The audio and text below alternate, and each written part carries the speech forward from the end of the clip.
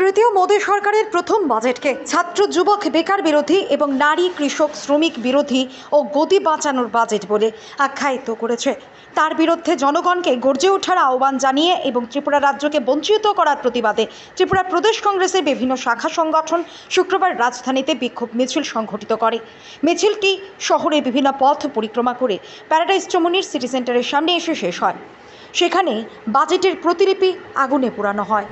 আপনি জানেন যে ভারতীয় জনতা পার্টি সরকারে এনডিএ সরকার আসার পরে ইতিমধ্যেই তারা 2024-25-এর বাজেট পেশ করেছে।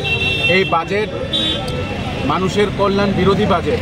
এই বাজেটে আমরা দেখেছি যেভাবে একটি রাজা তার প্রজাকে সবাইকে মিশে থাকার এবং সবাইকে সমানভাবে তার থালে যাতে খাবার থাকে সেই খাবারের ব্যবস্থা করে।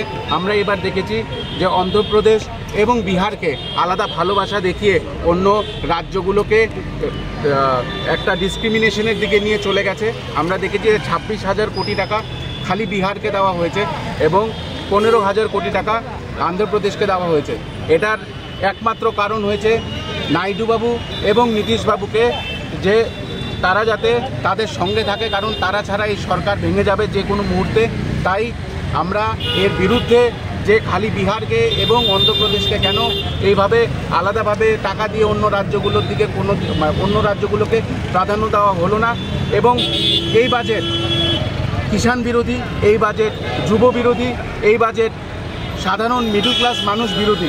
কারণ আমরা দেখেছি যে চারিদিকে যেখানে ট্যাক্স নেওয়া সত্ত্বেও রাজ্যের কোনো উন্নয়ন হচ্ছে না, তারা ইতিমধ্যে অনেক কিছুর মধ্যেই ডাবল ট্যাক্স করে দিয়েছে এবং যে দেখানোর জন্য যে কিছু জিনিসের মধ্যে দেখানোর জন্য তারা ট্যাক্স কমাচ্ছে, অন্যদিকে তারা সেই ট্যাক্সটাকেই উঠিয়ে নিচ্ছে, ডাবল করে নিচ্ছে।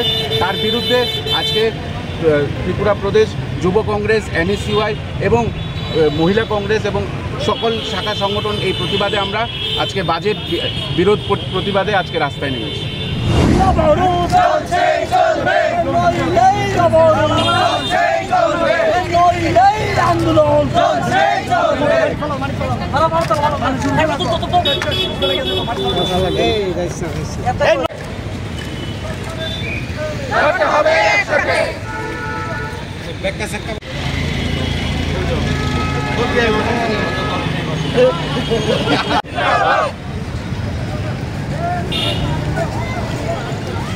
आगे जाओ ना, যারা ব্যানার করছেন আগে